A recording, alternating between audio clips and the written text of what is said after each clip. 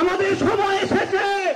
আমাদের এই বাংলাদেশে এখন আর কোন তন্ত্রমন্ত্রের শাসন চলতে দেওয়া হবে না।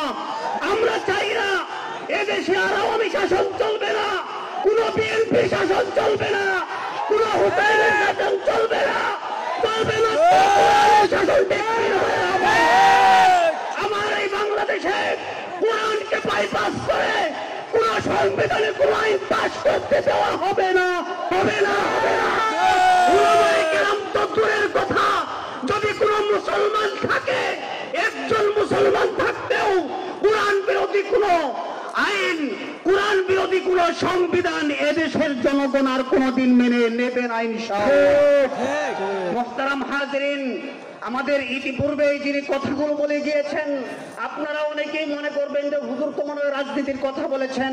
আমি আপনাদেরকে প্রশ্ন করতে চাই, রাজনীতির কথা বলেছেন না কোরআন হাদিস থেকে কথা বলেছেন? সকলেই বলুন কোথ থেকে কথা বলেছেন? কোরআন হাদিস থেকে কথা বলেছেন। সবগুলো মুসলমানদের জন্য কল্যাণকর না অকল্যাণকর বলেন?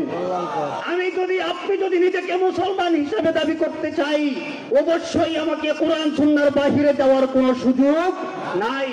মুহতারাম হাজিরিন, এজন্য আজকে আমাদের শেষ অধিবেশন ইতিমধ্যে চলতেছে। আমি আপনাদেরকে অনুরোধ করে বলবো যারা দাঁড়িয়ে আছেন, অনুগ্রহপূর্বক আপনাদের করজোড়ে বলছি আপনারা বসে পড়ুন। আমাদের আজকের দিনের যত মেহমান বৃন্দ আছেন ইতিমধ্যে সবাই উপস্থিত হয়েছেন। শায়েখ জসিমউদ্দিন রহমানী সাহেব দামাত বারাকাতুহু অনেক অসুস্থ, অনেক দূর থেকে এসেছেন। হযরতের কথা শোনার জন্য আমরা অনেকেই এসেছি। উনি কথা বলবেন।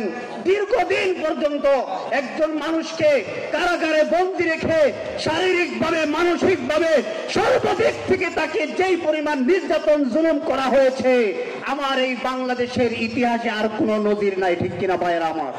এই জন্য হযরত আমাদের মাঝে উপস্থিত আছেন এবং আমাদের হাজারো লক্ষ যুবক তরুণের আইডল হযরতুল আল্লাম মাওলানা আব্দুল হাই মোহাম্মদ সাইফুল্লাহ, তিনিও আমাদের মাঝে উপস্থিত আছেন। তিনিও আমাদের সামনে বয়ান পেশ করবেন। এজন্য আমরা কেউ উঠাউঠি করব না, সকলেই যার যার স্থানে নিরাপদ আসনে বসে যাই। এই মুহূর্তে আমাদের সম্মুখে পবিত্র কোরআন এবং সুন্নাহ থেকে অত্যন্ত গুরুত্বপূর্ণ আলোচনা পেশ করছেন যুগের অন্যতম রাহবর হযরতুল আল্লাম মাওলানা আব্দুল কাইয়ুম সাহেব দামাত বারাকাতুহুম। আমি হযরতকে ওনার গুরুত্বপূর্ণ তাকরীর পেশ করার জন্য বিনীতভাবে অনুরোধ করছি।